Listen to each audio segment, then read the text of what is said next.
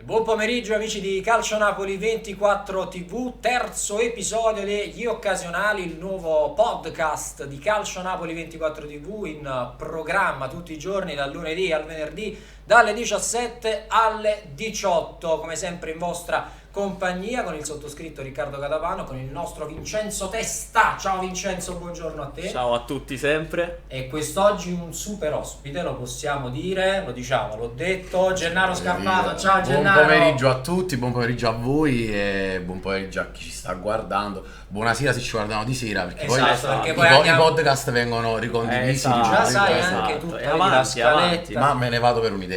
Ma l'idea è giustissima quella che... Ma non abbiamo fatto la gag dell'applauso finto, quindi ancora questa gag riannunciamo. della... C'è una gag dell'applauso finto. Allora lo ripresento, Gennaro Scarpato con noi, applauso finto. E poi si potrebbe tranquillamente mandare in regia Che Che poi poi in l'applauso realtà finto è reale. L'applauso capito? finto è vero. È paradossale Cioè, questa è un applauso cosa. vero è così. un applauso vero, esatto, noi ci possiamo fregiare dell'applauso vero. Cioè applauso finto e se parte, sai, in Esatto. post-produzione Noi va... siamo particolari, abbiamo l'applauso reale. No, guarda, è bello. Siamo avanti, siamo già nel 3000 al calcio 24 senza saperlo. Allora Gennaro, noi qui non parliamo di calcio quest'oggi. Ma meno Il male. podcast non si incentra sul calcio, ma vai tranquillo che un passaggio sul Napoli, lo scudetto. No, quello lo facciamo. Lo facciamo Quello lo sicuramente.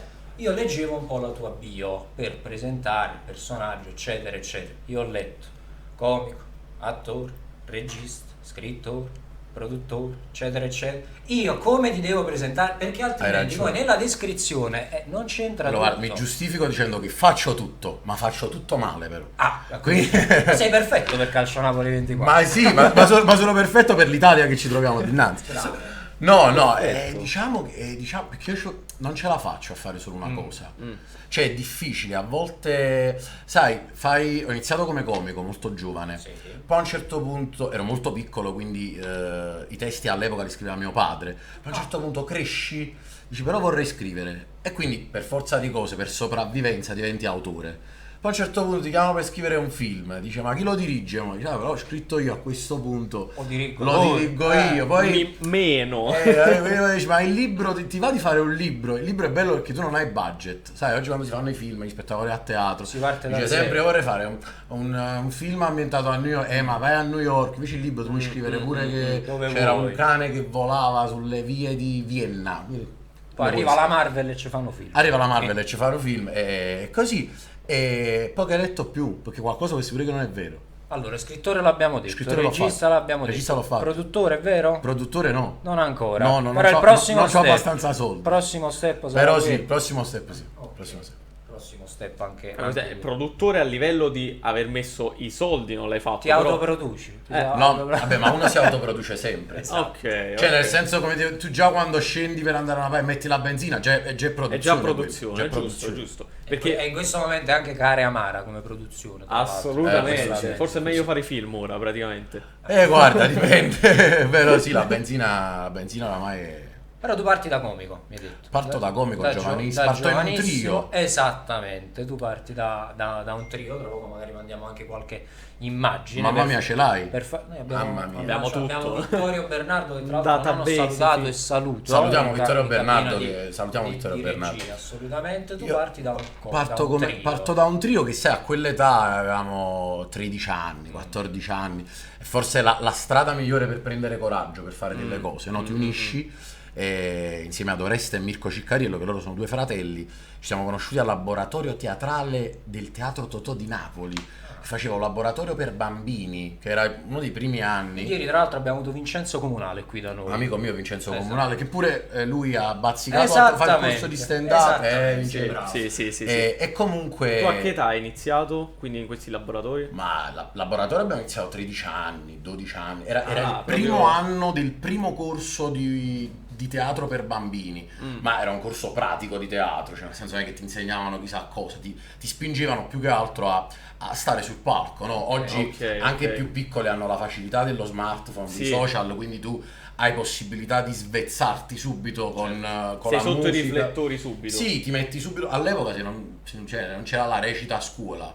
Ma quando non c'era il laboratorio di teatro, così era per il canto, per la danza, si andava proprio e si aspettava quello spettacolo di fine anno un anno intero, mo, per l'appunto, perché tu avevi voglia di esibirti, ma Tragedie familiari, tra l'altro. tragedie sì, familiari incredibili, lasciamo incredibili. stare. Ci siamo passati tutti, anche chi poi non ha proseguito per quella strada. Sì, Assolutamente. Chiunque è salito sul palco prima No, o io mi poi- ricordo, aspettavo sì. come il pane, il saggio di Natale a scuola, sai, la recita di fine anno, perché Sì. altrimenti quando caspita di esibire? Perennemente in maschera, poi almeno da me era così, cioè No, si noi facemmo- vestiva quasi sempre in maschera. No, noi facciamo aggiungi un posto a tavola, poi facciamo i promessi sposi. Però la cosa Una cosa divertente... importante, io facevo il vulcano. Sì, Tu hai fatto il vulcano? Sì, ho fatto il No, ma la vulcano. cosa divertente che a me mi ha sempre molto divertito il pensiero è che all'epoca tu non hai, diciamo, una capacità cerebrale per riuscire a capire Sì, che stai chiaro, facendo. chiaro. E tu facevi i Promessi Sposi dove Renzo aveva 13 anni e Don Abbondio però magari era più piccolo e quindi ce ne aveva 7. Erano età Quasi tutte una sfase- commedia dell'assurdo. Sì, ma era assurdo proprio che la gente venisse e apprezzasse. perché poi- È un po' il contrario delle serie TV o i film che fanno i teenager, vengono interpretati dai trentenni. dai trentenni, esatto. Invece esatto. all'epoca voi facevate il contrario. Sì, all'epoca era su realtà pura. Cioè, Renzo a 7 anni. Sì, Renzo a 7, l'avvocato azzeccagarbugli, però poi ne aveva 8. Cioè, come ha fatto a fare l'avvocato se lui c'ha 8 e tu Sì, sei? si è laureato subito. Sì. E quindi tu da lì hai iniziato, ti sei approcciato Da lì mi sono approcciato. verso, diciamo, quello che poi è stato il tuo percorso, la comicità poi. Come nasce l'idea di dedicarti a questo? Ma la comicità nasce sicuramente per una grande passione nei confronti della comicità, dell'arte della comicità. E poi è sicuramente, anche oggi lo vediamo, no? L'ironia, la leggerezza è una strada più facile Certo. per arrivare ad un punto di una carriera o di un percorso artistico.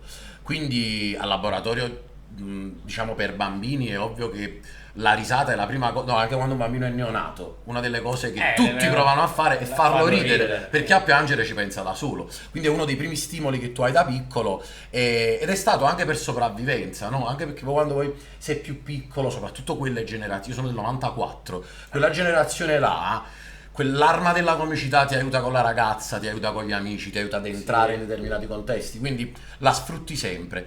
E all'epoca ci facevano fare questo esercizio di improvvisazione, e quindi ci prendevano in gruppetti, dicevano voi tre andate sul palco e fate uno sketch che è ambientato a Napoli in cui vedi. si rapina una banca. E uno di questi giorni... Perché a Napoli si rapina una banca poi? No, vabbè, Tu già sei andato. Poi ci arriviamo pure su questi luoghi comuni. No, veramente. No, non so. Era un caso, era un caso. Era un E caso. da No, lì è no, in nata realtà la banda del buco, vedi? esatto. No, in realtà non è stato un caso perché realmente ci fecero questo esempio. Cioè, mi Vedi, ricordo proprio preciso. Il laboratorio era preciso. Esatto, era pratico, era un laboratorio pratico. E ci misero insieme noi tre e c'era molto feeling tra noi. E all'epoca Made in Sud, il programma cult che è stato per la comicità napoletana, non era ancora una realtà, andava in onda ancora su Comedy Central, Sì, su Sky, sì, in realtà sì. prima di Comedy andava su Telenapoli 34 e fecero questi provini per questo programma che erano vietati ai minori di 18 anni e noi eravamo tutti e tre minorenni, però ci andammo comunque, vediamo che cosa accade. Magari non se ne accorgono. No, ad accorgere se ne accorgeva perché proprio stavamo proprio in condizioni cioè, eravamo senza proprio barba. senza barba, piccoli, sai, vestiti original Marines, non c'era proprio dubbio che fossimo minorenni e facemmo il provino e miracolosamente eravamo bravi. Però miracolosamente dissero no, venite già stasera, noi iniziamo a registrare Subito, la proprio. settimana prossima su Sky, dovete esserci. E quindi entrammo subito a fare Men in Sud come trio e siamo stati per un bel po' di tempo, sempre per l'epoca, però l'epoca lì ci aiutava, i comici più giovani d'Italia. Cioè non esistevano comici più giovani di noi. C'era Gigi e Rosso, mi pare. Già. Gigi e Rosso che conducevano, Fatima Sì. Trotta che conduceva, c'erano quelli della vecchia scuola che erano di Te lo voi, Paolo Caiazzo, chiaro, Nello Iorio, poi c'era la nuova scuola che oramai sta diventando vecchia e io insieme a loro, I cambi generazionali Francesco continui. Cicchella, Quella che poi è arrivata. Salutiamo anche Salutiamo Francesco, Francesco. Quella che poi è arrivata alla Rai, poi praticamente questa. Sì, quella che poi è arrivata alla Rai, ma alla Rai in realtà il programma andò bene perché era frutto proprio di una palestra di anni di laboratorio comico. Cioè noi non facemmo altro che prendere tutte le puntate che avevamo fatto su Comedy Central E portarle e poi. portare il meglio, perché noi là su Comedy Central facevamo 20 puntate, la Recene Chiese 6, non mi ricordo il numero preciso, però in linea di massima la proporzione era quella, quindi dice caspita prendiamo il meglio e facciamolo, quindi già c'era una fetta di pubblico che apprezzava il programma, poi andammo in Rai e per l'epoca fu... Poi iniziaste con Harry Potter, il personaggio di Harry Potter. Sì, prima di Harry Potter noi facevamo neanche un personaggio, era un monologo diviso tre, siamo tre ragazzi normali, noi venivamo da un paese, raccontavamo il paese dagli occhi dei giovani e Harry Potter è stato il primo pezzo che abbiamo scritto noi proprio, di nostra penna, e facevamo Harry Potter che poi fummo chiamati a Colorado su Italia 1. Facciamo prima Colorado e poi tornammo a Made prima Colorado, quindi c'è questa parentesi Colorado. C'è questa parentesi Colorado di durata 1 anno e mezzo, 2 anni, facciamo 2 edizioni là, che là amavano molto questa comicità in costume, questa parodia, e quindi facciamo prima Colorado e poi tornammo a Made in Sud con Harry Potter. Sì, c'era stato un momento, diciamo, di concorrenza che andavano entrambi in onda nello stesso periodo? Lì prima è passata un'immagine, abbiamo visto un po' più serio. Sì, mamma mia che capelli lunghi, questo capello lunghissimo. Poi ci arriviamo anche all'aspetto. Questa è la fase mia intellettuale, che purtroppo ancora continua.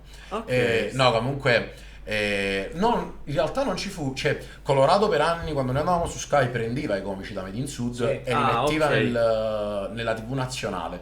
Quando poi Made in Sud andò sul nazionale andavano in onda in 2 periodi diversi e neanche più si scambiavano i comici, ognuno aveva la sua squadra. Si divise un po' di più, come sempre, poi fa l'Italia il nord e sud. Quello è un classico, poi ti voglio chiedere anche di questo, però faccio un passo indietro. Hai iniziato giovanissimo, ci hai detto, come facevi a far combaciare il tutto? Cioè, iniziare a lavorare così giovane ti ha anche un po', tra virgolette, segnato quella che comunque è la crescita di ogni teenager. Io non ho fatto una gita tipo terza media, liceo, non ho fatto niente. Poi saltavo tanti giorni a scuola con permessi, firmati, tutto a posto, però comunque saltavo tanti giorni a scuola. Il mio rammarico più grande è che io al liceo ho iniziato col liceo classico, che a me piaceva tanto. Posso chiedere dove? Però al Calamandrei. Al Calamandrei. Però dove abito io praticamente. Andavo a giocare a basket. Però a un certo punto che cosa accade? Accade che gli impegni televisivi erano così grossi che il mio professore Nigro, credo sia ancora vivo, non lo so, salutiamo comunque tu sia, lui faceva greco, latino, italiano e storia, c'era 4 materie. Lui non so perché, ma non voleva assolutamente che io facessi televisione, che lavorassi, perché io comunque lavorando mi accontentavo di quell'8 invece di prendere quel 10, no? E lui diceva no, lo devi fare, e quindi io il 4º anno di liceo, lui convocò i miei genitori e disse io ho 4 materie, gli metto 4-2 e lo boccio. Perché lui non deve più fare questo. Io volevo assolutamente seguire questa strada e quindi poi mi sono spostato all'Archimede. E quindi sempre Ponticelli. Sempre Ponticelli perché non tradisco poi le radici, perché le radici sono importanti. E voi siete conterranei. Assolutamente sì. Sì. E quindi poi mi sono diplomato al geometra tu sei geometra. Io sono geometra. Tu sei geometra. Sono geometra. Chiaro. Quindi poi, da tutte le cose della bio, geometra. Tra l'altro penso che però non sto sull'albo. Però non abbiamo non c'è sull'albo. il famoso timbro, ma non c'ho manco il diploma, sta ancora a scuola. Quelli molti di noi non No, vanno manco a pigliare, ma non sono proprio in grado. Giustamente. Che poi tra l'altro penso che il periodo che hai fatto tu l'Archimede era lo stesso periodo che l'ha fatto Gianluca Fru, non so se Sì, noi stavamo, lui è un anno più piccolo di me. Ok. Ieri proprio ho sentito Gianluca che ho visto la serie che hanno fatto e gli ho scritto sì, è lo stesso periodo di Gianluca. Gianluca stava al 4º e al 5º. Chiaro. Tra l'altro Gianluca frequentava, perché lui suonava, stava in una band, suonava il basso. E frequentava un'accademia di musica che sta a Bolla e quindi ci incontravamo anche lì, io già facevo spettacoli. Sì, Gianluca. Quindi siete amici praticamente storici. Sì, proprio da sempre. Quindi tu poi, Made in Sud, abbiamo detto, immagino tu abbia preso come una spugna da tutto quello che si poteva apprendere, tu hai detto la vecchia scuola, eccetera, quindi l'insegnamento più grande che ti ha dato Made in Sud all'epoca, da così giovane, oppure il comico che ti ha, diciamo, in quel momento sostenuto di più, qual è stato? Ma diciamo che le Made in Sud, secondo me l'esperienza più grande che ne abbiamo fatto è stata quella di stare su tanto tempo sul palco. Cioè Made in Sud portava all'epoca un circuito di serate fatte di feste di piazza, di centri commerciali, che sono, ragazzi, una cosa fantastica dal punto di vista artistico, perché comunque è ovvio che il comico in quel momento ha piacere Però ti dell'affetto mette anche del una pubblico, certa pressione, ma così ti mette giovane. una difficoltà, ma al di là dell'età è proprio difficile. Quando il cantante fa uno spettacolo in un centro commerciale, lui deve cantare e basta, poi loro parlano, Chiaro, girano, chiaro. stanno col carrello, il cantante canta e E basta, va. non ha bisogno di una reazione da parte del pubblico. Sì. Quando fai comicità e ti ritrovi in delle piazze, noi abbiamo fatto delle piazze in Calabria, a Bascia tutta Calabria, Vabbè. dove c'erano magari 20 anziani che ti chiamava la Proloco e tu te li ritrovi davanti. Quello ti forma, quello è un militare artistico che tu fai. Quei palcoscenici ti riescono proprio a dare tanto. Quindi secondo me l'esperienza più grande di Minsuda è stata quella. A quell'età soprattutto, salire sul palco e dire quindi adesso tu vai là, noi i primi spettacoli che facciamo, noi venivamo dal teatro, quindi ci portavamo i cambi, sai, no, perché poi per fare Harry Potter noi ci cambiamo tutto, anche il calzino nero, la Tra poco scarpa. anche qualche Il foto, tra calzino l'altro. nero. Cambiamoci i Vabbè, calzini, cioè- perché poi se abbiamo il calzino si sportivo si vede, vede, perché tu vieni dal teatro. A un certo punto fai 10 serate e dici ma che caspita, ma no, mettiamoci il mantello e la parrucca, ma non perché vuoi prenderti gioco del pubblico, semplicemente perché è una sopravvivenza. La comicità in quei casi diventa sopravvivenza. E per quanto riguarda i comici, all'epoca siamo cresciuti tutti molto insieme, il percorso era molto di pari passo, si guardava i più grandi ancora di noi, Chiaro. però la comicità poi, soprattutto quel tipo di comicità, no? Made in Sud comunque è stata, nel senso buono del termine, ma siamo stati i neomelodici della comicità per quell'epoca. Siamo stati un po' quelli che oggi sono, anche se senza arte né parte in tanti, i youtuber, gli influencer, Chiaro. cioè era comunque una comicità che ti portava in una durata breve, che ti portava al tormentone, a quello che è l'approccio col popolo, con le viscere chiaro, di chiaro. quello che è il La suo. comicità del È mai tuo capitato, te lo chiedo in realtà sulla mia esperienza, io ho fatto l'animatore e quando fai animazione non si paga la SIAE per rubare i pezzi, quindi ora lo sto ammettendo in diretta, facevamo il vostro pezzo di Harry Potter e io ho studiato profondamente Gennaro perché era praticamente, io interpretavo te, Bello, Ron facevi. Ron facevo, Pensate. e tutti ridevano, tutti. Io come mai questa cosa non la sapevo e tu L'ho detta in diretta, volevo annunciare Pensa, le usciranno gli illegalità. articoli domani. sai che Le combiniamo querele, la la SIAE. SIAE che gli deve Tu arrivare. scherzi. Pensa. Ma la mia domanda è, quando interpretavo io Ron ridevano tutti e chiaramente le battute erano studiate a Made in Sud e tutto, ma ti è mai capitato, soprattutto quando appunto parlavi di queste feste che facevate in piazza, giù in Calabria, mi è capitato un pubblico praticamente morto? Sì, tante volte. E come si fa in quei casi? Lì si sopravvive. Cioè lì la difficoltà qual è? Eccomi qua. Guardala quanto ero giovane. È una parrucca Bellissimo. quella, non è che avevo Non capito eri rosso quello. davvero. Non ero Ti rosso. stava bene comunque questo. Ma sì, questo mi colore. stava bene, mi donava nonostante l'ho Effettivamente sì, comprata, perché tu sei castano più o meno, sei un po' rossiccio. un po' rossiccio di barba, Sì. i capelli su castano, Sì, sì. cioè sono Castanissimo. castanissimo. Comunque ti dicevo, è capitato spesso che il pubblico non ridesse, però perché vedi, questo era tra virgolette il guaio di quel tipo di comicità. Quella era una comicità fatta soltanto di tormentone e battuta.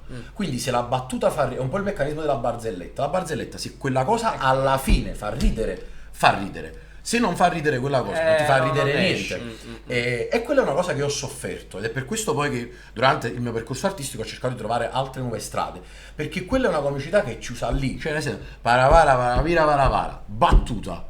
Se non ridono, tu sembri un coglione, bippatemelo poi Ah, se vabbè, poi. Come le tranquillo. sitcom quando gli togli le risate finte. Sì, non sai quando devi Sono cringe. ridere, capite? Sì, è cringe. Poi il meccanismo è quello, se siete un duo, uno è quello che alza la battuta e l'altro è quello che la Chiaro, chiude. Il chiaro. monologhista fa paravira, paravara, paravara, parapara, e la gente deve ridere. Se non ridono sei fottuto, cioè non sai che fare.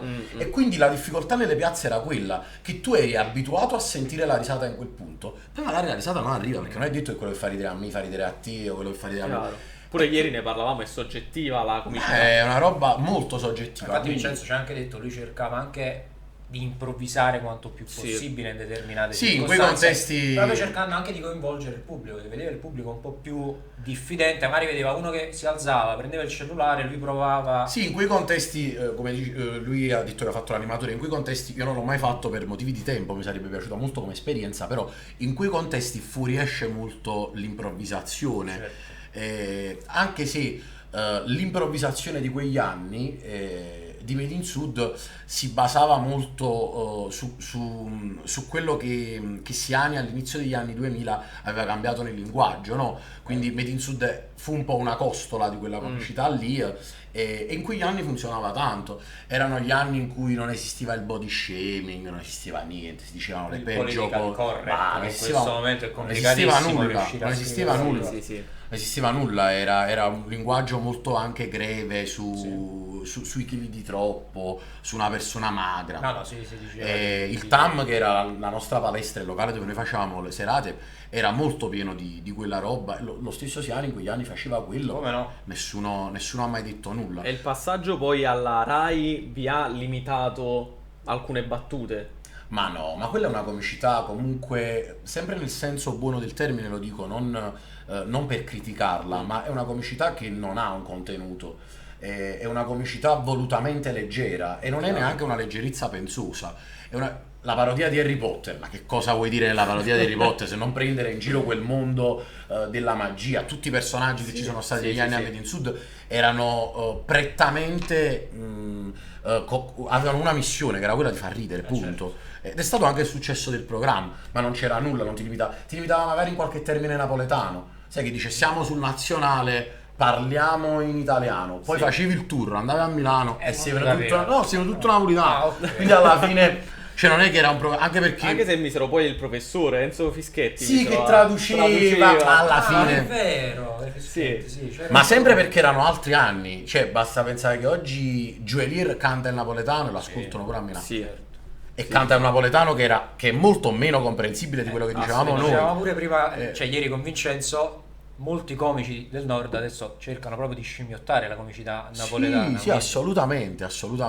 Cosa che non succede al contrario, cioè io non ricordo un comico napoletano, cioè ci sono sicuramente, però con questa insistenza che va a scimmiottare il milanese, il No. Cioè, Sai, forse c'era Simone Schettino che in uno spettacolo c'aveva l'alter ego milanese, uno di quelli ambientato all'aeroporto, ma è un vago ricordo. Però no, è difficile che il napoletano scimmiotti il milanese. Forse sui luoghi comuni, si va sempre a fare un po' quel poi abbiamo la bizzeffe di quei comuni e ci marciano. Sì.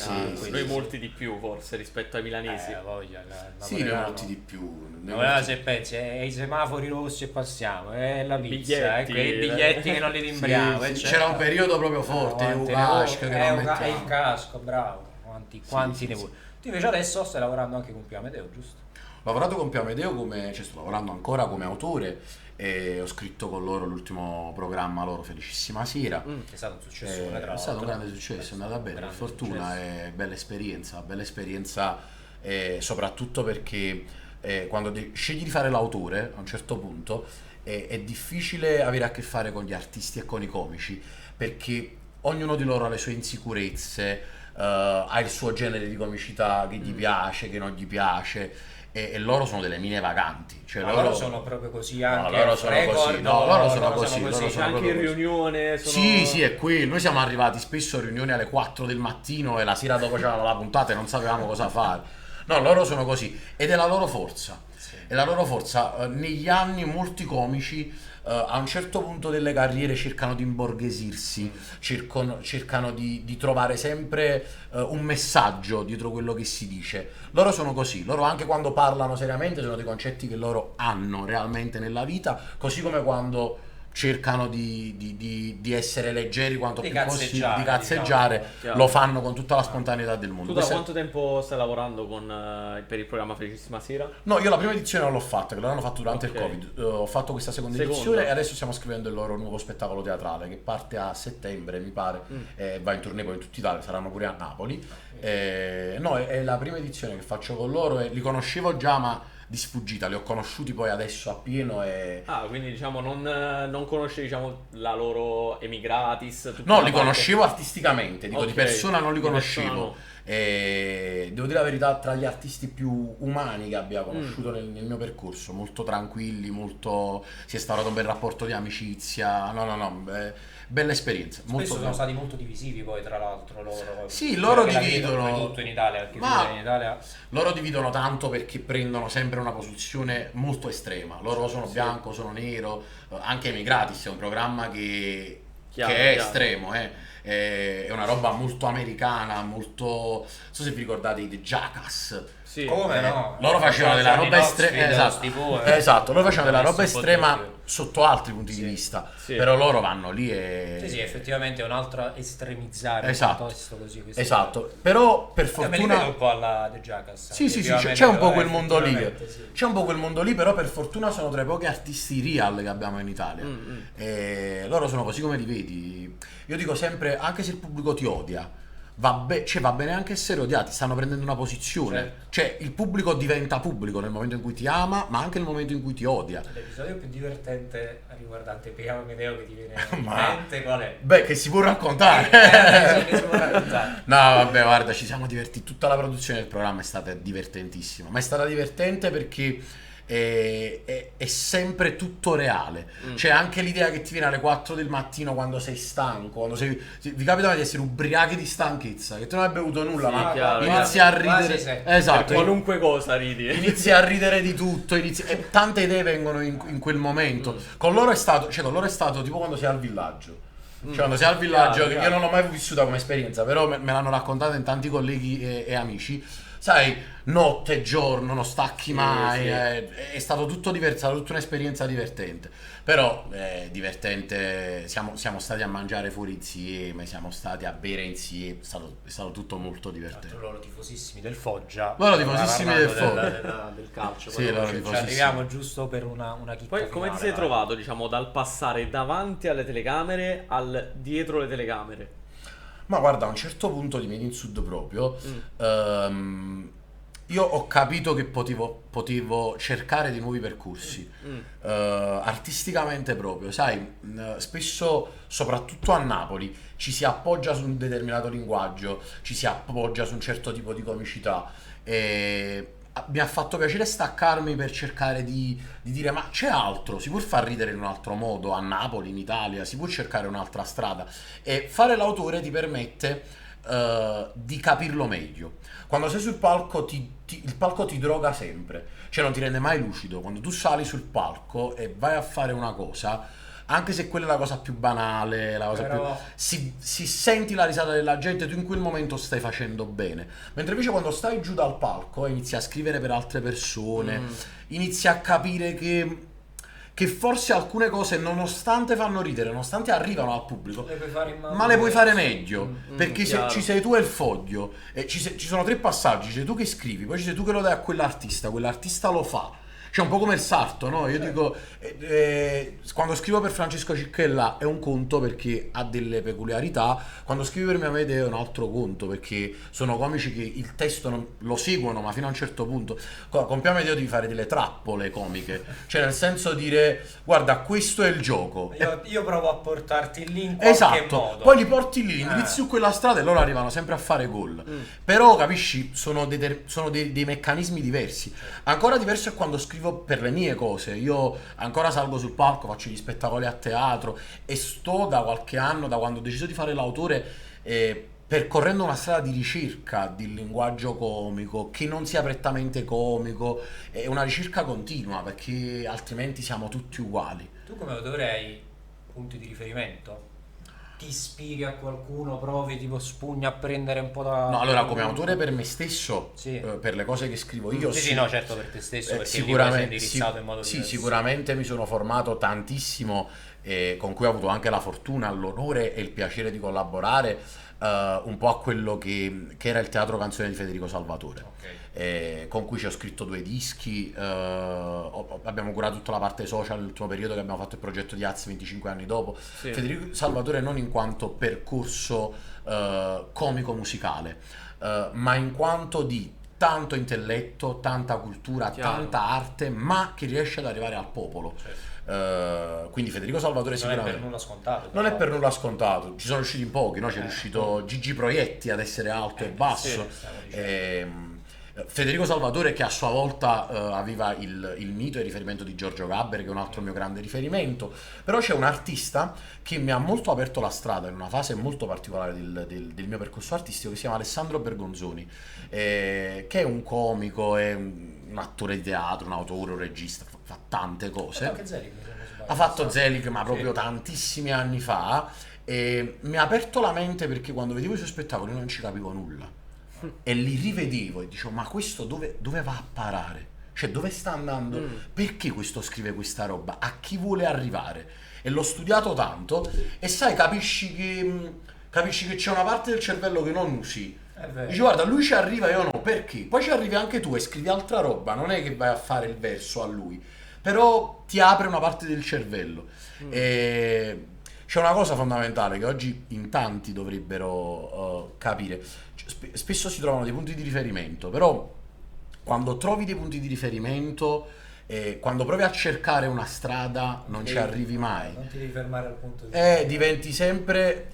La strada è il punto di arrivo. A volte pare che tu devi percorrere la strada, in realtà già quando stai ricercando sei già arrivato, perché vuol dire che qualcosa dentro di te ti sta facendo cercare. Quello è molto importante. Quello è molto importante. Vincenzo, tu che curiosità hai adesso? Perché io poi mi sposto anche sul lato un po' più un- letteratura, perché io sono molto incuriosito anche dalla tua vena da scrittore, mamma. Ma infatti fa un sacco di cose, cioè alla hai fine ce capito? l'abbiamo detto all'inizio. Poi Ma ne abbiamo approfondendo ne scoperto fa ancora anche di più. altre nel corso del nostro podcast. Mi devo fermare. Perché a un certo punto poi... No, a un certo punto i libri ti rovinano. I Sì, libri ti rovinano, sì, mamma mia. cioè tipo la foto che abbiamo visto prima di te intellettuale, quella tua parte intellettuale. No, vabbè, io gioco spesso a fare l'intellettuale, ma più che altro perché mi piace abbattere quelle che sono le regole dell'intellettualità. Negli ultimi spettacoli miei mi diverto ad abbattere i Promessi Sposi, mi diverto a prendere queste grandi opere. Promessi Sposi che ritornano sempre da quando avevi 7 anni, Sempre, anche è ora, vero, non è vero, ti abbandonano sempre, mai. perché la storia si ripete. Esatto, sì. No, la parte intellettuale, se così vogliamo chiamarla, è perché a un certo punto quando scrivi pare che siccome oggi non scrive più nessuno più ha una penna quasi, pare che quando scrivi ti metti in una fascia di in realtà quasi altolocato. sì, quasi altolocato, in realtà è molto più semplice di quanto sembri. No, la fase intellettuale è perché mi piace sperimentare. Mi piace sperimentare tanto, e quindi per sperimentare a volte si guarda sempre al futuro o si guarda a quello che funziona oggi, e io invece vado nel passato più passato. Chiaro. Quindi vado a prendere Umberto Eco e me lo vado a leggere, vado a leggere Omero. Sai, dici, ma che cosa ci trovi in Omero? Ma può essere che là dentro ci sta qualcosa, e ti si aprono No, mi piace molto questo tuo aspetto anche di curiosità dell'ignoto. No, la curiosità è fondamentale. Io tutto è quello che so fondamentale. lo devo alla curiosità. Cioè, io non ho mai letto perché volevo leggere, io ho letto sempre per curiosità. Cioè, è incredibile, ma io sono un lettore, tra l'altro, pigrissimo. Cioè, non sono uno che si mette là e legge. Io sono uno che a volte compra dei libri, leggo 3 pagine, E poi li lasci mi lì. basta quello. Cioè, quelle 3 pagine mi hanno cambiato. Poi io ho dei grandi classici che non ho ancora letto. Li tengo là in libreria, comprati. Io poi li colleziono i libri, ho le prime edizioni originali comprati, perché so che verrà un momento della mia vita Che tu andrai a prendere in quel cui libro. io dovrò prendere quel libro, che non è ancora questo. Perché oggi ti ripeto, per scrivere secondo me c'è bisogno di leggere tanto. Perché Omero, un Chiaro. collega, diceva che solo all'origine non esiste il plagio. E quindi secondo me è importante prendere da quel passato. A volte vediamo il passato recente, Certo. cioè a volte io vedo dei comici giovani che si ispirano a comici napoletani e non degli anni 2000, degli anni 90, ma sono vicinissimi. Troppo recenti. No, io vado proprio indietro, vado E a questo punto te lo devo chiedere, poi magari ce ne saranno altri tra i tanti libri che hai, ma il libro che ti ha cambiato in un certo modo la vita? Caspita, allora, libro che mi ha cambiato la vita è Pessoa, il libro dell'inquietudine. Che non mi ha cambiato la vita, perché sai, a volte dicono ho letto quel libro e ho sentito che dentro di me... Io Pessoa... Quel libro che parla proprio di me, sembra su di me, scritto su di come me. le canzoni. No, Esatto. sì, sì. No, Pessoa mi ha cambiato la vita perché? Perché Pessoa che fa? I libri tu sei abituato fin da piccolo, vai al liceo ti danno i libri e sei abituato al romanzo, Certo. Sì, al certo, libro scritto, chiaro. alla storia. La storia, la narrazione, un racconto. Pessoa che io non ho finito di leggere. Sì, vedi?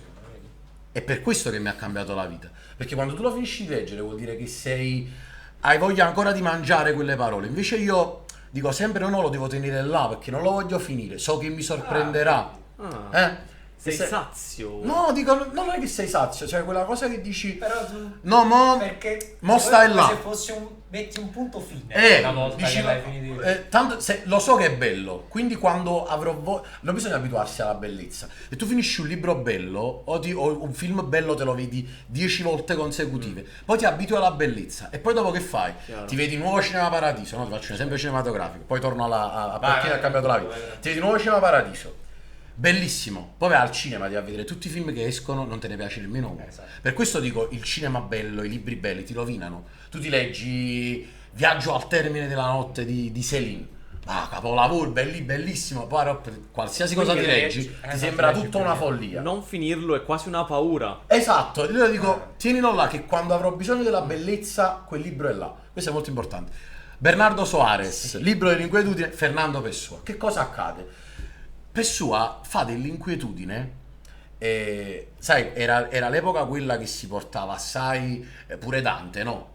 Collega, amico, Anche lui, lo saluto, proprio. sicuramente ci sta guardando. Dante ci segue sempre. Dante pure Anche me, lui, Dante sì, pure, sì, Dante sì. segue pure mi ha ispirato tantissimo. Però sai, c'era sempre quella ricerca dell'amore, Sì. il paradiso, si parte dagli inferi per arrivare a paradiso. Tornare a rivedere le L'amore, stelle, Beatrice. Un amore toxic praticamente. Esatto, un malessere tanti, Un sai, malessere una roba- tanti. esatto. E quindi tutti che scrivevano d'amore, tutti, soprattutto quando sei giovane, leggi sempre. Era l'adolescenza di Moccia, di quelle, dei primi social di Facebook con gli stati, delle frasi, delle cose. A un certo punto arriva Fernando Pessoa, libro dell'inquietudine, che ti fa un libro che parla di amore, di vita, di genitori, di famiglia, di amicizia, e lo fa non avendo una storia, perché il libro dell'inquietudine è una sorta di diario, quindi è tutto sgrammaticato, è tutto staccato, è tutto così, e lo fa soprattutto parlando dell'inquietudine, che è una roba che tu leggi il libro dell'inquietudine, non lo compri, oggi siamo già tutti inquieti, figurati se lo compri, e invece lui riesce a farti legare all'inquietudine. Uno lo cito, uno dei passaggi che più mi ha sorpreso, è una roba di una semplicità assurda, ma mi ha molto segnato. Dice, il protagonista vive in questo tramezzo, sai, che è una sorta di vasce, e sente questi ragazzi, questi giovani che stanno camminando per strada, che ridono e che si divertono. E lui dice, beati loro che ridono e si divertono, perché non sanno cosa li aspetta quando svolteranno l'angolo di casa mia. Si ci pensa una cosa che... Però Però lì è come se la strada di quel vascio dove sta Bernardo Soares, che è il protagonista del libro, è la vita, e quell'angolo è l'angolo che svolti quando esce. mi hai fatto pensare su questo, sai, molto spesso i ragazzi del liceo, non vedo l'ora che finisce il liceo, e chi invece, mondo del lavoro, non sai proprio che ti aspetta. Sì, è perché tu pare sempre che è lontano. Capito? E invece lui mi sorprese perché dice, qua stanno camminando, mo qua svoltano l'angolo e già non sanno chi gli aspetta. Bello, caspita, è bello. Però premetto che i professori che dicono l'università è brutta rispetto al liceo mentono palesemente, lo sanno. Ma guarda, Dei io gustibus. No. Io il liceo non lo cambierei per nient'altro al mondo. No, almeno liceo per bello, per la mia liceo bello, però lo esperienza. sai che io ho letto tantissimo dopo. Io a scuola non No, c'avevo questo è vero, questo è vero. Sì, cioè quella capacità di... non vedi come giustamente molte persone non vedono diciamo il nostro metodo di formazione molto, non ti appassiona perché No, ma- Però attenzione, perché io in questo momento anche tramite i social vedo anche che il mondo dell'istruzione sta cambiando molto, anche con i professori. Prima c'erano tutti quanti noi professori quando vecchio eravamo- stampo, stavamo il noi. libro, questo eccetera eccetera. E adesso vedo anche secondo me un tipo di curiosità diversa. No, c'è una curiosità Molti diversa. di loro tra l'altro sono criticati per questo loro atteggiamento di incuriosire, di essere più partecipi. Però è importante anche secondo me la formazione tramite i social, Sì. cioè almeno li sfruttiamo anche per un D'altronde qualcosa di... siamo in un mondo che sarà sempre più social. quindi- Però all'epoca, per esempio, il sistema scolastico non che fosse sbagliato, però ti metteva una pressione, ti metteva un'ansia addosso, dell'interrogazione, della poi tu hai cosa. fatto il classico, quindi ancora di Mamma mia, atroce, perché tu avevi quella cosa e dici, ma mo questo mi chiede le cose, e se poi non le so, invece quando tu stai da solo e leggi, tu sai che lo stai imparando per te te stesso, e soprattutto poi oggi che a me serve molto arricchirmi di ciò che leggo, di ciò che guardo, tu leggi proprio con quella voglia di dirlo, poi raccontarlo, per poi in modo che quella persona poi lo racconti ad un altro. Bello, è bello. All'epoca c'avevo un po' l'ansia io. No, penso tutti e tre. Ma sfido chiunque a io non aver il avuto primo. ansia. All'epoca io c'avevo proprio... Poi facendo il classico, cioè tu andavi al lavoro praticamente quando hai iniziato a fare il comico, dovevi studiare e Sì. poi andare all'interrogazione. Ma poi pensa che oggi il mio spettacolo faccio un pezzo in latino, cioè comico ovviamente, no? Però faccio un pezzo in latino, all'epoca il latino e il greco, tu li vedi come dei mostri da... Quelle versioni che le vedi come dei mostri da dover distruggere. Poi arriva un'età in cui capisci che quella roba ti è servita, anche quando avevi paura, però ti è servita. Ma anche i classici. Cioè io quando a scuola ho studiato la Divina Commedia, i Promessi Sposi che tornano sempre, o le poesie, ma io dicevo sì vabbè, tambara, ma alla fine non è a che ti serve? resta. Poi cresci e dici, ti leggi tre pagine della Divina Commedia, dici, però forse ho capito che cosa... La verità è che siamo troppo piccoli in quell'età per riuscire a capire ha senso. questa gente che cosa ci voleva dire. Magari scegliamo il liceo troppo presto perché noi già quella è la nostra prima scelta. Sì, ma è Io sono prestissimo. sempre l'idea, qual è il film? Il curioso caso di Benjamin. Il curioso caso di Benjamin al contrario. Quello Sì, dovrebbe dovremmo essere, fare, la sì. vita sarebbe È vero. proprio molto più facile per... È vero, è vero, è vero. Sarebbe veramente così. E tu hai fatto anche le Iene, o sbaglio? No, l'ho fatto io. Allora no, Però l'ho visto un sacco di volte. l'hai visto un sacco di volte. le Iene, Come se l'avesse Tra l'altro fatto, parlava anche praticamente. Giurielli, quindi l'altra volta. Bravo.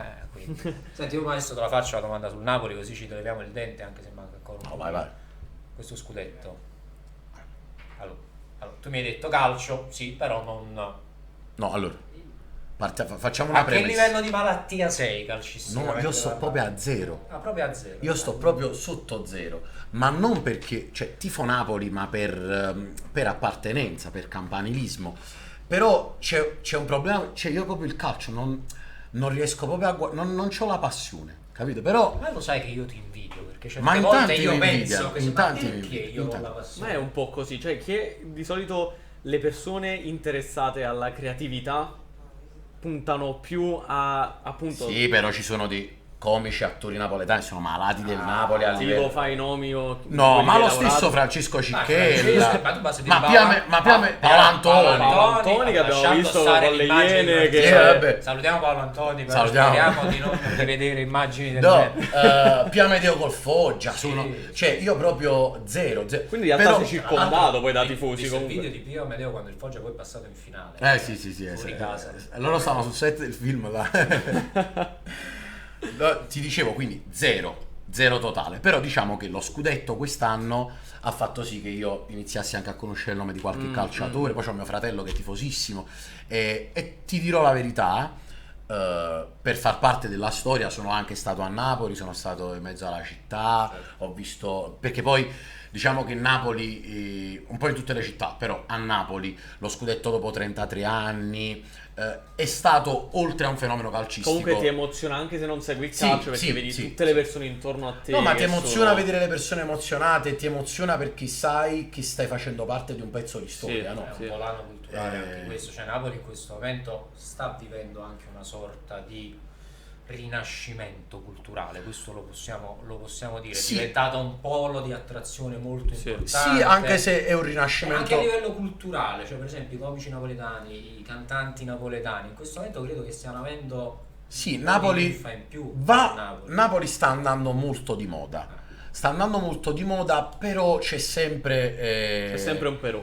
No, c'è un però che è un però mio, è un mio punto di vista personalissimo, c'è sempre una certa Napoli che va Chiaro, di moda chiaro. e che arriva fuori. Cioè, stanno girando tante fiction a Napoli, stanno girando tantissimi film a Napoli. Sì, è vero, però ci abbiamo i commissari Ricciardi, che comunque sono commissari e comunque a qualcuno devono arrestare. Ci abbiamo le Mine Settembre, Carenato commissario, che è donna, che comunque a qualcuno deve prendere e mettere dentro. Poi abbiamo i bastardi di Vizzo Falco, che comunque sono quarti. E poi Mare Fuori, che comunque sono quelli là che hanno arrestato Mina Settembre e che ha messo Gomorra non ne parlammo proprio. Quindi, come ti devo dire, c'è una certa, anche la musica dice sta vincendo la musica napoletana. Sì, sta vincendo Joelier, ma c'è tanta altra musica napoletana. Parlo della Napolitan Power, ti cito Tommaso I, Gabriele Roberto Spossi, Colella, Roberto Colella. Gabriele. È una Napoli che sta vincendo fino a un certo punto, ma Sì. che non supera quella ribalta. La ribalta la supera Geolier, che va bene, però perché dico non può Solo esistere? quello, perché Perché solo sul quello? nazionale non può esistere Geolier che fa 1 milione e lo fa pure Tommaso I? Perché non può esistere il commissario Ricciardi, ma anche una serie che fa vedere una Che Napoli? risposta ti sei dato su questo? No, la risposta che mi sono dato, la risposta non c'è, ovviamente, come in tutte queste cose che vivono nell'aria. L'arte è sempre molto nell'aria. Però c'è sicuramente una Napoli che fa piacere vedere a chi non è di Napoli. Io prima che Mare Furia esplodesse a Napoli ero a Milano a registrare lo spettacolo, lo speciale di Cicchella per Amazon, e lì la produzione milanese aveva già guardato Mare Fuori e consumato Mare Fuori, perché quella è una Napoli che fa piacere vedere fuori, ma non perché fa piacere vedere la Napoli criminale, perché poi quella è una Napoli criminale, ma io l'ho visto Mare Fuori, perché potevo sempre capire di cosa sto parlando. In verità non l'ho visto, quindi No, io se l'ho ne parlano visto, tutti, ci sono quindi- anche sì. dei miei amici attori all'interno, è un prodotto ben fatto.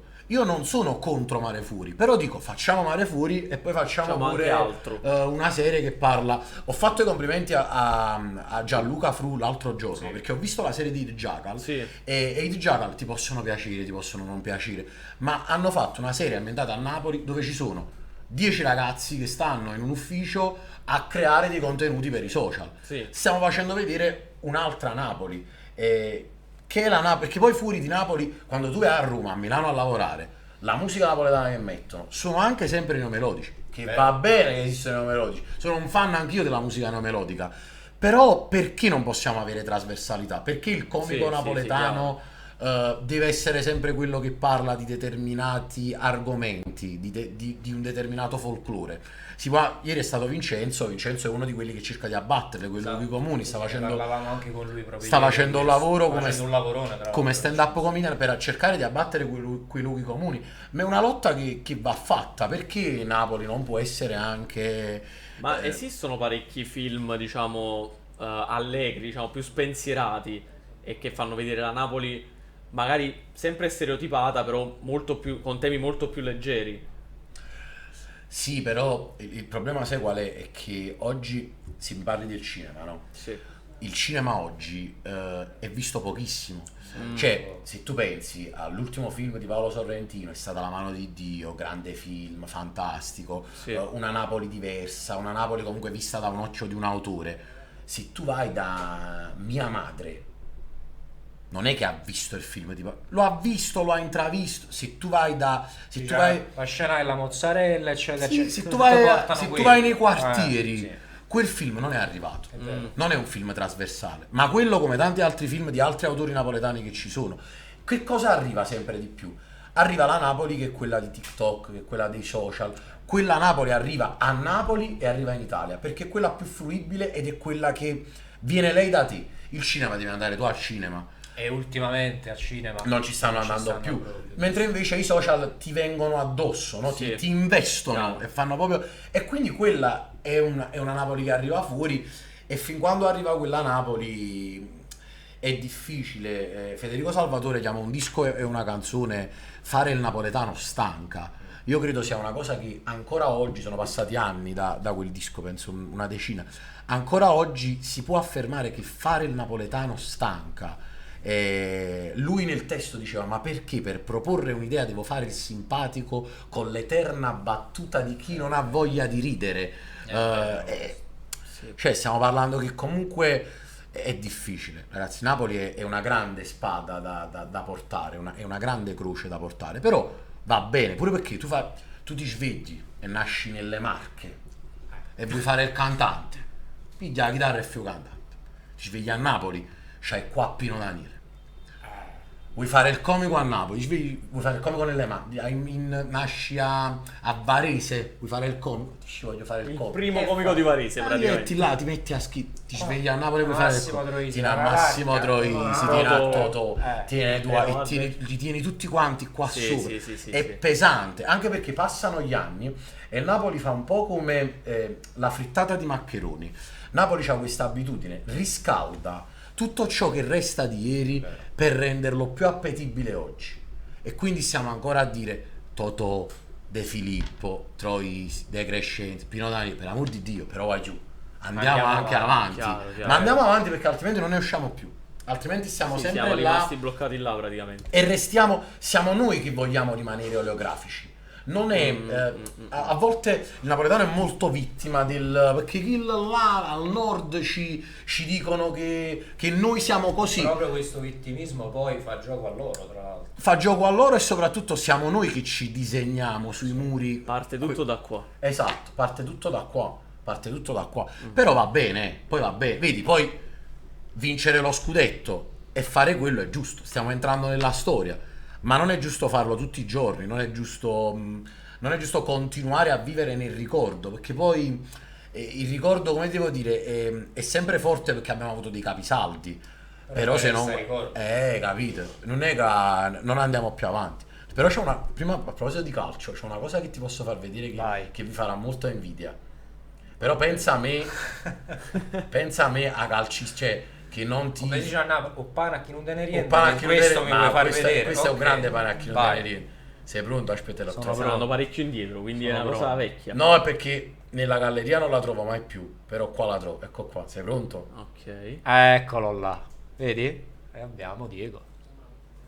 Vedi, aspetta, se riusciamo. Perché eccola, si vede. Eccolo qua, La vedi? foto con Maradona, c'ho. La foto di Nel camera. alzala un poi po'. ce la facciamo vedere pure Ma è incredibile, la foto con Diego. è incredibile. A proposito, Perché ho collaborato ai testi del suo spettacolo al Teatro San Carlo di Napoli. e qua adesso apriamo un bel tema che ci servirà pure a buon Riccardo Nicotra, perché diciamolo questo, adesso Lo segniamo mi in diretta. tutta questa esperienza con Diego però. No, l'esperienza con Diego, è stata fantastica sotto un certo punto di vista, perché anche lì ti senti che tu stai con la storia. Sì. Cioè, come se tu stai con Dante Alighieri, capito? Stai con Papa, cioè, capito? Stai con Maradona. Dall'altro lato un inferno, perché lui venne a Napoli ed era il periodo in cui mancava da parecchio. Facevamo questo spettacolo al Teatro San Carlo. Io mi ricordo che io avevo accesso al suo camerino, perché scrivemmo lo spettacolo, c'erano questi contenuti all'interno, c'erano un po' di ospiti, lì la regia era di Alessandro Siani, di questo evento, e era il periodo in cui io scrivevo per Alessandro Siani, quindi collaborai anche a questo evento, e io mi ricordo che tutti i tratti di strada dall'albergo al San Carlo, dal San Carlo al ristorante che poi andammo a mangiare,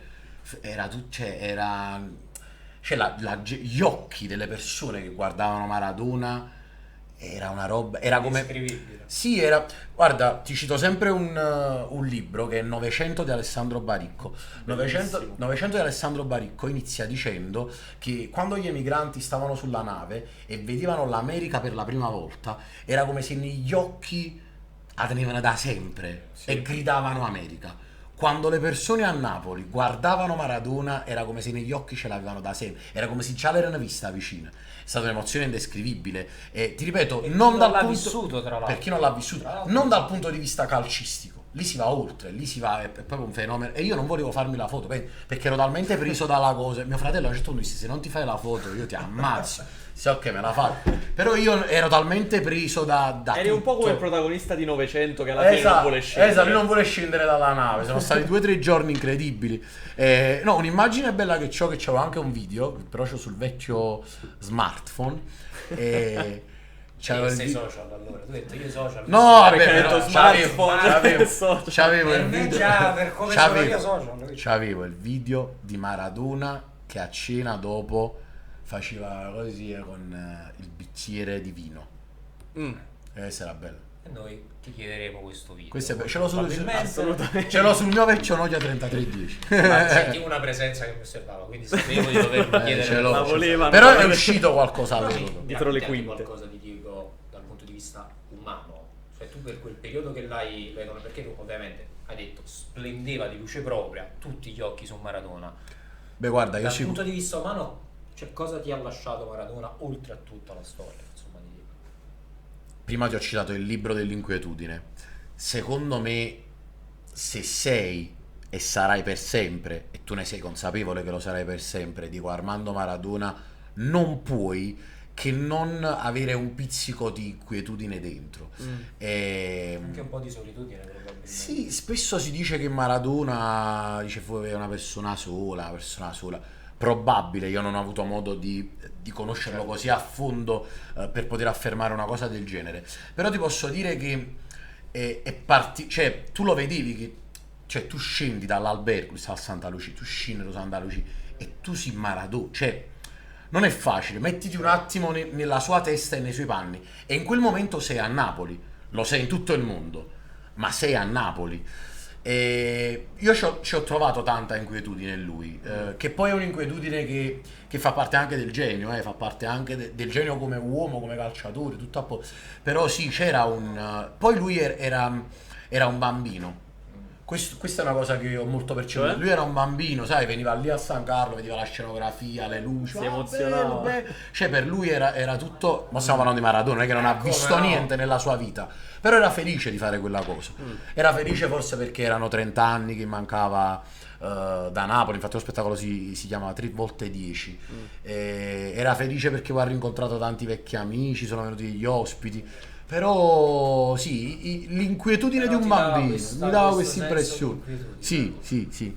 Però è bello questo racconto. No, beh, una insomma, bella si è staccato esperienza. di- Poi l'ho fatta giovanissimo, erano Che anno Tu era? questa foto qua quanti anni c'avevi? bah, non mi ricordo, ero molto giovane, non mi ricordo, lo sai che anno era? Cioè, se cerchiamo su internet lo trovo sicuro, però ma penso 5-6 anni fa. Quindi, Eri già grandicello allora.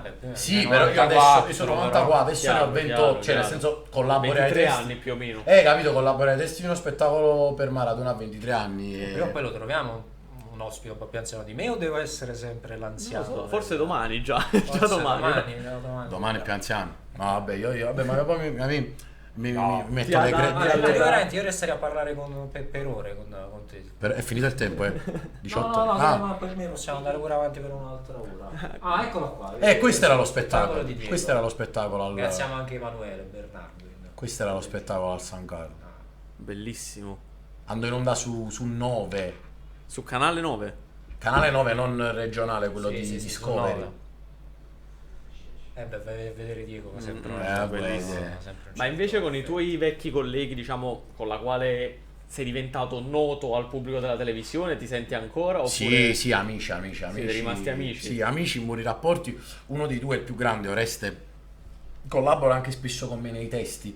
Più che nella fase creativa, collabora, sai, perché mi conosce da sempre. E a volte dico, ma secondo te questa cosa può essere una cosa che funziona per me? Oppure, sai, scrivo una roba per un altro comico, un altro artista. Dico, ma secondo te sta cosa per lui? Perché sa comunque io fino a dove posso arrivare, mi conosce veramente da sempre. L'altro invece è andato in Spagna, sta facendo l'attore là, ha preso proprio una strada diversa. No, però ci sentiamo ancora, poi sono amicizie storiche. Visto che sperimenti ormai di tutto, prossimo step? Hai qualche visto che frulla tanto la tua testa, quanto abbiamo No, detto. allora, Una cosa che ancora non hai fatto e che vorresti fare?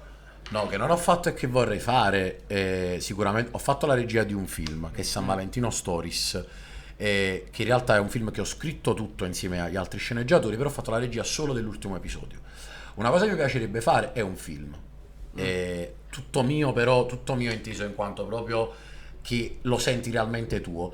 Non che quel film non lo sentissi mio, però è ovvio che quando siamo tanti autori, più testi a ragionare, una direzione artistica dall'alto, ero molto più giovane, i fili li muovono anche altre persone. Non ti nascondo che quando lo vedo non ci trovo molto di me, ci trovo dei guizzi che mi appartengono, però non ci trovo tanto di me. Quindi un film sicuramente è una cosa che mi piacerebbe fare, e poi mi piacerebbe mettere un punto a quello che sto portando a teatro negli ultimi anni. Sto facendo teatri molto piccoli, non sto facendo eventi, non ho ancora un nome tale, sia perché sui social ci sto da meno di un anno, quindi non ho avuto quel riscontro, sai, che in tanti hanno di avere tante persone che ti seguono, che poi bisogna sempre vedere se vengono a teatro. Però sai, sto facendo dei teatri piccoli, ho sperimentato 3-4 spettacoli per trovare un mio linguaggio, una mia strada.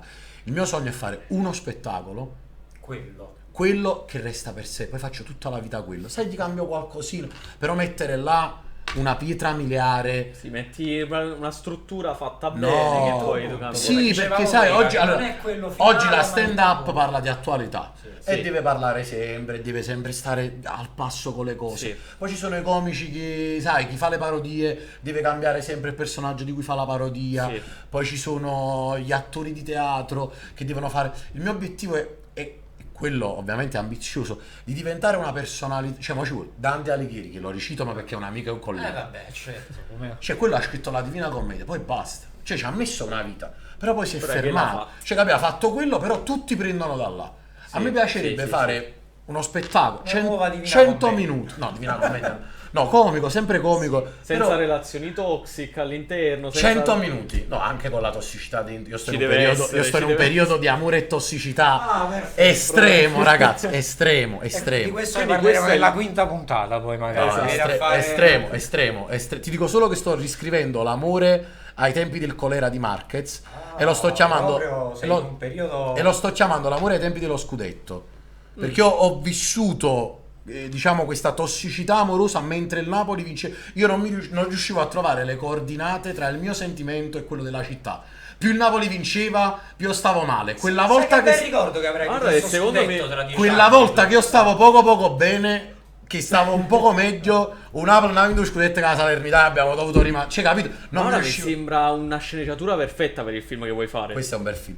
Questo è un bel questo lo film. faremo, questo Abbiamo lo dato una faremo. piccola traccia. E questo questo. anzi potrebbe essere anche combattere quello che dicevamo prima, che fanno vedere solo un lato di Napoli. Esatto. Questo è un lato potrebbe di Napoli. funzionare Questo è un film alla La La molto. Land, deve Sì, essere. sì, Questo sì, è bello. sì. questo- Ricorda che quando farai questo film, ideato proprio qua negli studi Calcio Napoli 24. Ma io già ce l'avevo in testa, non lo volevo spoilerare. Poi l'ha Spoiler. anticipato. Però adesso c'è il video e quindi noi... Comunque ti stavo dicendo, una opera fatta bene e basta. E poi scrivo per gli altri, sai, poi mi diverto. Però tranquilli, Una rilassato. opera. Lo dicevo a Vincenzo Durevole, il mio grande amico che sta salutiamo, dall'altra parte della Vincenzo. camera. Gigi Proietti nella sua carriera ha fatto A me gli occhi please. Poi per tutta lui ha inventato il one show, non Sì, esisteva sì, quel genere.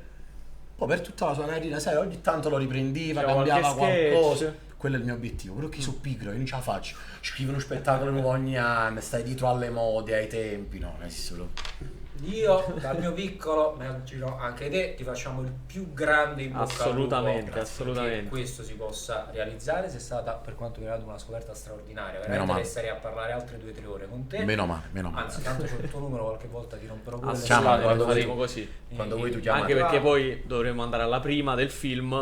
Esatto. Aspetta, facciamo No, una per sapere pure come andrà a finire la relazione toxic, perché in questo momento poi mi... È ancora in corso la relazione toxica. Ragazzi, però così è proprio Barbara Capito, D'Urso. però mi hai un attimo catturato. sì, è Barbara sì, D'Urso. facciamo... Allora, vi devo dire la verità. Vai, certo. Cioè, io non capisco bene, non ci sono Vabbè, delle la relazione coordinate. toxic praticamente. Non ci sono delle coordinate. Cioè, Non si capisce. Baudelaire ha scritto i fiori del male, io potrei scrivere i fiori del malessere, perché sono proprio in quella fase. Vabbè, ma le relazioni toxic così sono. No, ma ti posso dire una cosa? Anche due. Va bene così, Esatto. cioè nel senso, senza aspettative. Va bene lo stesso. Va bene lo stesso. Citiamo, Grande salutiamo anche Lundini. Lundini. No, salutiamo vediamo, seguiamo, cioè vediamo senza aspettative. Cioè tanto io ho tenuto uso aereo solo il tempo dell'intervista. Poi il telefono mio sta sempre là, la chat fissata in alto, capito? Aspetto la Ma è notifica. bellissima questa cosa, perché lui diceva che non vuole mai leggere il finale dei film. Ora non ci sta spoilerando il finale del film che produrrà. Ma questo film non c'ha finale fin quando non lo so lei neanche non si lui, decide, non capito? lo sa neanche No, non lo lui. sa neanche lei. Ma noi facciamo un appello in questo. Non facciamo il nome X. Signorina Toxic. Decidi, No, la ma- camera mia è quel, decidi. No, ma sei in un momento. No, perché ci serve un film. No, ma Cosa lasciala no, stare. assolutamente. Allora, a settembre deve andare a Mykonos con la sua amica. E capi? Secondo me che A se ottobre lo scopriamo. No, eh. che se roba di dicembre. Che se roba che sa parare a Ah, dicembre. Io sto dicembre. dicendo solitamente passata l'estate, ma invece. No, Invece guarda, dicembre, vabbè. guarda, questa sarà l'estate più lunga della mia vita. E abbiamo trovato anche il titolo del film. Vai! Ragazzi, Perfetto. siamo giunti in conclusione. Mi sono divertito un sacco. Gennaro, spero che anche tu sia stato. Ragazzi, io sono stato bene. Io verrei tutti i giorni. Perfetto. Perfetto. Senti, Abbiamo- tutti quanti lo Ottimo. stanno dicendo. Avremo Sì, la infatti fila proprio fuori abbiamo... Meno male, meno No, male. ma perché? Io i podcast li adoro. Per punto primo perché nell'epoca della stand-up comedian siamo seduti. E questo è Siamo importante. come- E questo è importante. E poi il podcast è bello perché ricorda la chiacchierata che tu ti fai in Sì, pizza. il Non nostro c'è quel intento è non c'è questo. il palco, non c'è il pubblico che devi sempre dimostrare, stai tranquillo, stai sereno, al di là del fatto che sarà l'estate più lunga della mia tua vita. Gennaro Scarpati, grazie mille. Grazie a voi, Facciamo ragazzi. Un applauso di nuovo finto, però questa volta vero. Questa Applauso volta finto vero. reale. Non me lo faccio da solo, se no Ass- sembra presuntuoso. Assolutamente sì, Vincenzo Testa. Grazie mille di essere stato con noi, grazie Riccardo. Grazie a voi, grazie a tutti, Emanuele, Vittorio Bernardo. Vi ricordo tra l'altro questa puntata del podcast la trovate questa sera in onda su YouTube a partire dalle 21. Ci Poi sta? Ti giro pure il link, Mandate non ti il link. preoccupare, ti giro tutto quanto. così Assolutamente. poi potrai anche rivederci. Non mi rivedrò, ma spero mi rivedino. Assolutamente, chi ci rivedino, Che ci rivedino. che ci rivedino, salutiamo anche la Welcome, i congiuntivi eccetera eccetera. Non Salutiamo tanto- la Però io ho detto rivedino. Rivedino, no, però mi è venuto in mente la Welcome, non lo so. La Poelcan. Poelcan che ci segue sempre. Ci segue Salutiamo la sempre, perché Poelcan. adesso ci sto vedendo la Jalappas che è tornato, c'è un comico che fa la Poelcan che sbaglia tutti i congiuntivi. Ah, Mi è non lo venuto sapevo. che ci rifaccino e mi è venuto in mente questo. Detto ciò, a breve un quarto d'ora c'è anche il recap, torniamo a parlare di Napoli 18:30, grazie mille. Gli occasionali torna domani come di consueto dalle 17 alle 18 se non rompo il microfono. Come sempre, quarta puntata, domani di che parliamo, caro Vincenzo? Domani non spoileriamo nulla, non spoileriamo Domani nulla. sarà Domani difficile, vi dico solo che sarà difficilissimo Mamma placare mia. l'ospite. Grazie mille a tutti, gli occasionali torna domani a partire dalle 17. Ciao!